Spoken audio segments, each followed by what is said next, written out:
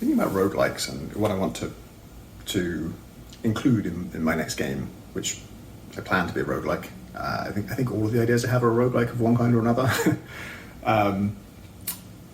I realised something weird about kind of the evolution of them, because Spelunky is kind of the start of it all. As far as I'm concerned, I'm not an authority on the history, but in my world and a PC gamer, when Spelunky came along, we'd never seen anything like it, in the sense of we knew about Rogue and Angband and NetHack and actual roguelikes, but this was the first game that merged, some of the structure of that with another genre, a much more accessible genre, and a game that was just immediately fun and a pleasure to play.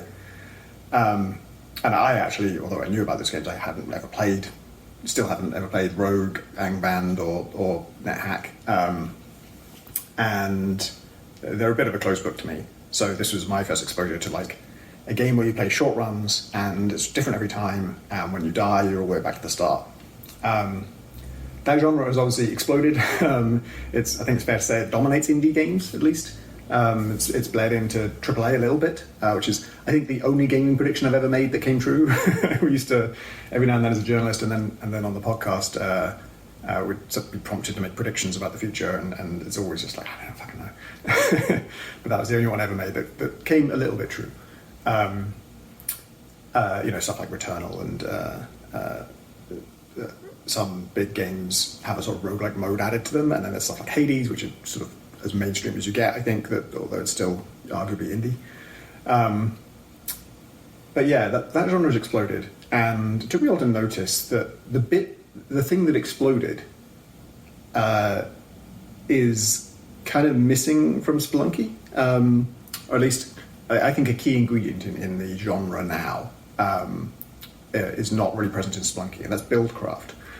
So builds, by builds I mean, how you upgrade your character or whatever you are in the game. Roguelikes generally have a series of choices about how to upgrade yourself. Roguelike deck builders obviously are the easiest thing to point to, because you're always choosing new cards, and that the cards are an upgrade, unless they're worse than what you have, in which case you don't take them. But Hades has this, Slay the Spire has this, Dead Cells has this, FTL has this, Into the Breach has this, just list every popular roguelike. I can't think of any that don't have Buildcraft, other than Spelunky, which, and you could argue that there are builds in Spelunky, definitely there's equipment, and you can, some of it is mutually exclusive, a lot of it is not, a lot of it you can just stack on top of each other, but I don't consider Spelunky to have Buildcraft as a thing the player engages in. Buildcraft is making a series of mutually exclusive decisions from a very wide range of options, a very, very wide pool of things that could potentially come up in a run. And you don't necessarily have to see 200 different cards in a single run, but in a roguelike deck builder, there do need to be about 100 cards for the pool to kind of meaningfully create the space in which you can engage in Buildcraft. Spelunky has quite a small pool of items. They're not, a lot of them aren't mutually exclusive. You can have the jetpack and the shotgun. And the main thing really that stops it from being a Buildcraft game is that you very rarely have to make any choices about these things. The only time you make a choice is in a shop. Most of the time you're finding stuff in crates, and it's just, of course you can open the crate if you can, and whether you end up with a knife and a cape or a shotgun and a jetpack is just dependent on what the run happens to give you. Shops do have choices to make, and there's a choice to make about, do I even bother to take the time to get money to spend in shops? I enjoy that this part of decision making in Spelunky is you come across a shop, it has something cool, you don't have the money yet, and then you're on this kind of rush to can I go blow up enough of the level to get enough gems and then come back here to buy the thing. That happens a lot in Spelunky. But still not really Buildcraft, because honestly most of the time there's just a clear answer to what to buy. It's just, there's a box of bombs, that's the best thing in the shop, we should get the bombs if we possibly can. There's a little bit of decision making, some people would value ropes versus bombs differently. I think everybody would agree bombs are better generally, but if you have 0 ropes, for example, the value of rope goes up a lot. Still not really Buildcraft, because buying consumables I don't consider to be tailoring your build. I think a build is about who you are. Like you've changed the nature, you've upgraded your character, your avatar, whatever, in some long-term way. Whereas just getting consumables, once you spend them, you're back to where you were. So it doesn't count as changing your build. And then, yeah, if there's a jetpack and you can afford the jetpack, you always buy the jetpack. In Spelunky 2, there's a bit more of a decision there, because the jetpack is pretty dangerous. They can blow you up very easily. But still, you get the jetpack.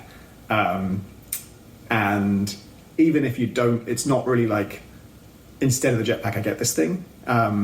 Shops aren't quite, they're not a great backbone for a game with Buildcraft, because it's pretty reasonable to buy nothing.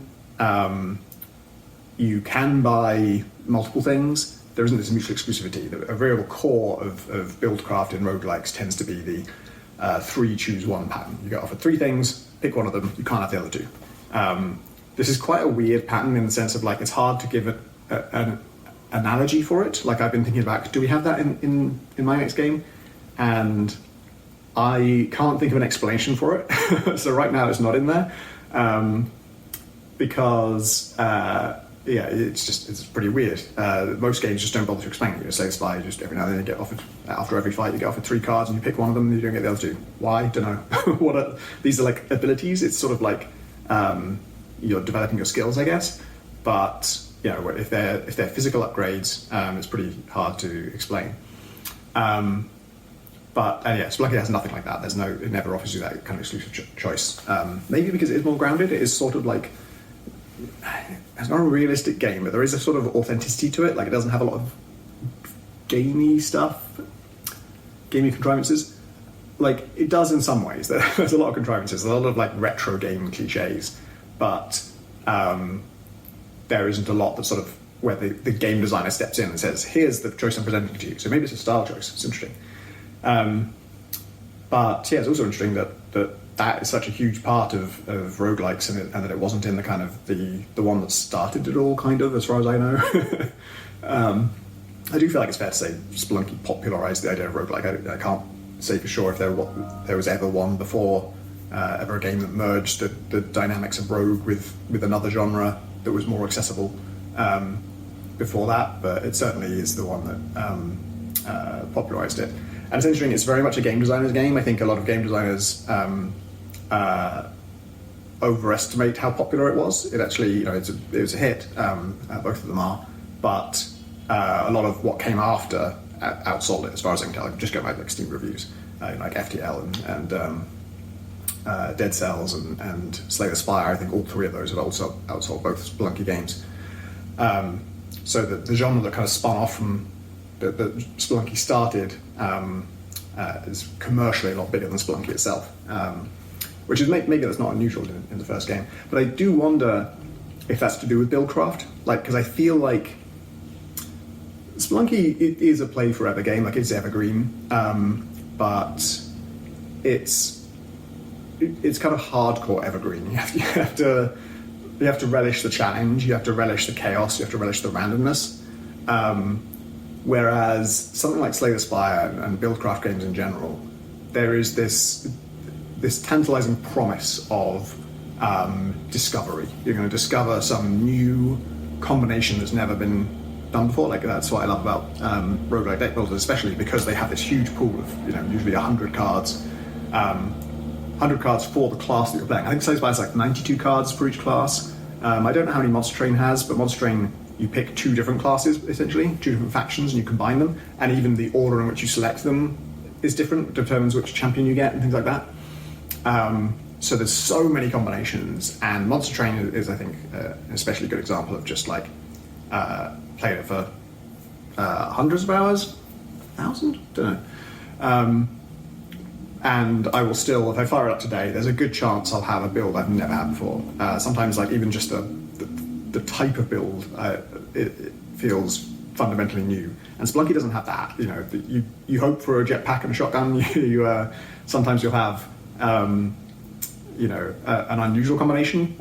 You'll be flying around with the Vlad's cape and I'm trying to think of something other than the knife. Is there another weapon? I guess like the freeze ray or something like that. And that'll feel different, but there's quite a small pool of items, really. And the depth and the sort of the promise of new content in Spelunky is the secrets, and those are significant. It's as secrets go, it has way more secrets than most games, and way more stuff in there. I remember discovering that in Spelunky 1 that there's an entire hell world, like an entire chapter of the game I've never seen before, that's just hidden away. That was amazing to me.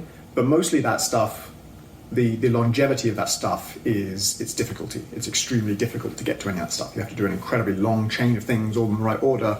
The RNG of how it generates things, it can be really against you. I don't know if it's ever provably impossible. I bet it probably is sometimes provably impossible to complete that chain on some runs, because a lot has to go right. And to the game's credit, it's hard to tell if it's provably impossible or not, because by the time you hit a situation you can't solve, you've made a lot of decisions by that point that did influence your current situation. You're out of bombs, for example. You probably spent at least one of those bombs in a way you didn't strictly have to. So yeah, difficulty is a good way of stringing out content. That sounds very negative. Of adding longevity, and secrets and difficulty kind of go hand in hand. I mean, Animal Whale's a good example of this recently. Not a roguelike, but yeah, a game with secrets where the difficulty of accessing the secrets is a large part of the allure and also the longevity. But yeah, I feel like the genre that blew up, the one that we have today, and the one that I want to make a game in, hinges on Buildcraft. It's like a core part of that genre, and I think it's what gives a lot of these games the promise. It's interesting, yeah, comparing difficulty as a pacing tool, and by pacing I don't mean within a run. I mean like pacing the player's enjoyment of the game out across the lifetime of the game. It's interesting to compare that to combinatorics. Like that's what I'm talking about with Monster Train and Slay the Spire. Is that the pool is so large, and your build as a result of combinations from within that set. The number of possible combinations explodes dramatically, and in good deck building roguelikes or good roguelikes with a lot of upgrade options, all those different combinations are meaningfully different. They actually feel different. I think Monster Train definitely does that. Slay the Spire does that. I've been playing a lot of Wildfrost lately, and that is fascinating. It's such an interesting. It is a roguelike deck builder. But it almost feels more different to Slay the Spire and Monster Train than I don't know. Actually, I guess it's pretty similar to Monster Train in a lot of ways, but it feels like its own thing completely. It feels like it came from another universe, because it does everything differently. And one of the things it does differently is upgrades. I will never shut up about Wildfrost's upgrade system because I love it. You attach charms to cards, and so I don't know how many cards are in Wildfrost. My perception is there's less than there is in Slay the Spire or Monster Train. You don't pick no, you do pick a class in Wildfrost, sort of. You pick a faction. But yeah, the fact there's a lot of overlap between the decks. So just because you picked the Shademancer's faction doesn't mean you won't see any of the cards that you saw in your previous run as the Snow Dwellers.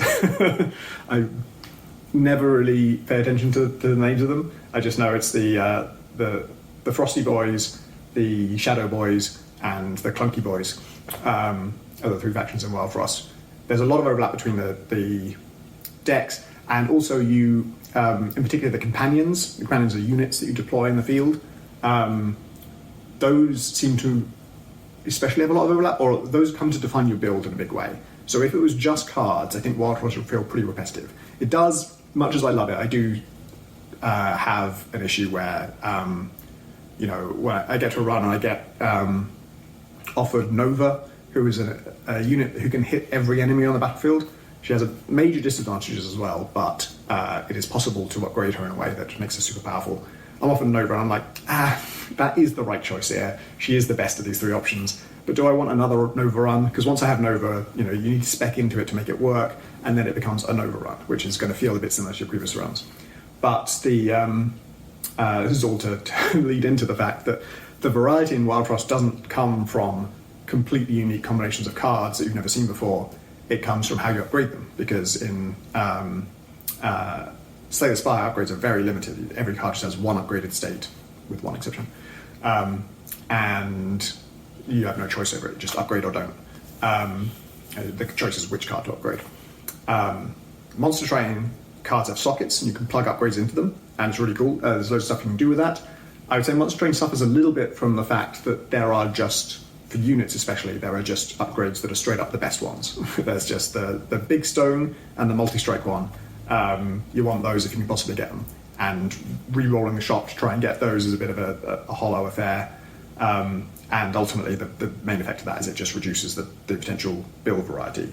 I'm not pushed to try any of the weirder stones. Also, the stones aren't that weird. There's instead of the big stone that gives you a lot of attack and a lot of health, there's one that just gives you a little bit of attack and nothing else. And there's one that gives you a little bit of health and nothing else, or a medium amount.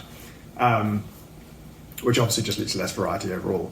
Wildfrost's very different. Every single charm is sort of functionally unique. I don't think there are even any two charms that just vary by degree.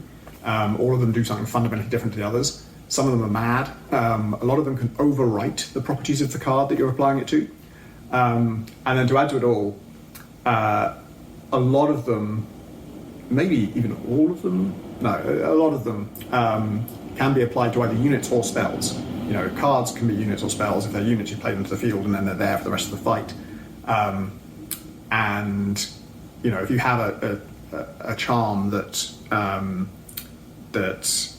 let's say, I'll pick one of my favorite examples, the Durian charm.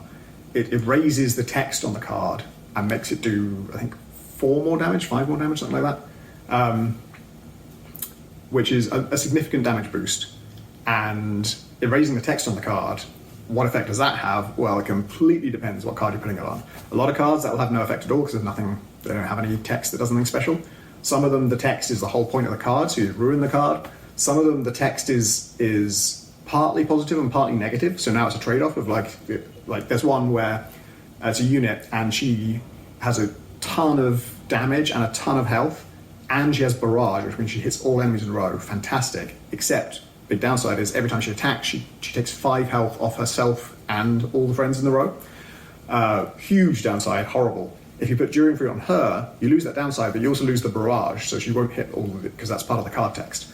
So the combinatorics on the charms are just boggle the mind. There's so much you can do, especially because each card can have up to 3 charms. In fact, in certain circumstances, you can go over that limit in various ways. There's a charm that removes the charm limit, so now you can have as many as you like. And a lot of these charms can clash with each other. The game, in terms of whether it lets you apply a charm when it conflicts with something about the card, it's a little bit fickle on that. There's a lot of times when you're not allowed to do it, because one of the great things about Monster Train is if you have something that's like boosts the power of this card but adds consume, you can add that to a card that already has consume, and then you've lost nothing and you've gained something. Wildfrost doesn't have that philosophy. If it doesn't have the thing that the charm is going to debuff, it won't let you apply it. But then in other ways, there are other little times when you can sneak in some extra advantage. Like if you have a card that it does something cool, but it recycles, it needs a trash card in your hand in order for it to function. If you add a ×2 to that card, so it triggers twice, you're allowed to play it even if you only have 1 trash in your hand, and you get the second effect when it re-triggers, even though there isn't a trash for it to work from, which is just a little kind of loophole. There's a bunch of stuff like that makes the Buildcraft even more expansive. And that the order in which you apply the charms, if 2 conflict, the latest one takes priority. So that's a whole load of depth as well, where if you could apply the same 3 charms to the same thing in a different order and get a completely different card. So there's just absolutely insane combinatorics there. Just the number of possibilities are mad. And it's achieving all of this within some constraints it's set for itself, which are themselves mad, because apparently cards have no rarity value. So every card is equally likely to come up in the run, which I understand from folks who design these games as a major sort of handicap to give yourself. There are no energy costs for cards. Everything costs the same to play. There's no energy per turn. Every card you play ends your turn. Turns are less significant than they are in something like Slay the Spire. But should we say hello to Jess? Jess. No, she's really avoiding the camera. That's much harder than I thought to get her in shot. You just have to believe me that she's there. Slay the Spire and Monster Train balance their cards very carefully with the cost. There are even some cards in both games actually that cost more energy than you have per turn. So then you've got to build your you build around that to where you can be able to play the card at all. I keep wanting to call it Snowfall for some reason. Wildfrost has every card essentially costs 1. There are some that cost 0, but they're very, very rare. And some ways to make a card cost 0, but there's no way to make a card cost 2. So when they have a powerful card, finding downsides for it is this whole other challenge they set for themselves. There's also, I'm just reading about Wildfrost now, but there are a few things that can boost the effects of a card, and the effects are, they will be in the card text. There'll be something like applies 1 snow, or heals 1 each time it's hit. And those numbers, the 1, will be in yellow. And most numbers on a card will be in yellow. Some are not. But anything that's in yellow, when you have something that boosts the effects, it changes that number. So again, that can be terrible, it can be brilliant, it can be a mixed bag. There's one that, I had one the other day that was, makes the card consume, but boosts its effects by 4. 4 is a crazy amount, because some of these things are, hugely powerful. If the number starts at 1, you boost it by 4, you've what's the word? Quintupled the effects. And I had a card that was, it can apply ice to 1 random ally and 1 random enemy. So that's one of the ways they balance the thing. Like, ice blocks an entire instance of damage, so any amount of damage, it will just be consumed by the ice, and the ice will break. And so I added this charm to that, so now it does 5 ice to a friend and 5 ice to an enemy. So double-edged sword, just got a lot sharper in both directions. But I have Nova, the enemy that hits it, the ally that hits all enemies. She triggers anytime ice is broken on a friend. So once you have 5 ice on somebody, you've got 5 triggers of Nova that are going to be kind of free. Like, you get to block a hit that's coming in, and you get to hit every enemy. I put this, because you can kind of control the order in which you play your first few cards, you can put crowns on them that mean that they're always in your starting hand. I would put down this kind of star unit of mine that did a lot of damage and had a good amount of health. I would then cast the 5 block thing, so that it's definitely going to apply to that guy because he's the only ally I have, and just some random enemy. It could be bad, or it could be fine. Then I cast a spell that duplicates an ally, so I can duplicate the guy who just got 5 block on him, so now I have 10 block and the enemy only has 5. And then set everything else up, and it's this glorious combination. And that feels so unique. So many different ingredients went into that cocktail, and all of them mattered. Like, the resulting cocktail is so different depending on all of those things. If I hadn't put that consume and boost charm on that particular card, I couldn't have done this kind of thing. And what I was doing instead, if I'd picked one that boosted the attack by 5 instead of 1, now I've got a really spicy card, and I can dupe that, and the attack will dupe. And then there's another charm that converts attack into into a soul burn, which is like a kind of almost like a corpse explosion effect. So just everything stacks on top of everything, and the possibility space is enormous. It isn't, the downside of that isn't sort of super fine-tuned balanced in the sense that there are just some combinations that are just way more powerful than others. But yeah, I feel like that's a kind of, I say, new exploration in Buildcraft. It's not that new because Wildfrost is actually quite old, but it's an amazing step in that direction. And yeah, it just gets me thinking about how I want to explore this space, because it's the most exciting part of roguelikes for me. It's the thing that keeps me coming back to them. Even though Spelunky was the one that got me started, and I love Spelunky, it does feel like it's almost in a different genre to what the genre is today.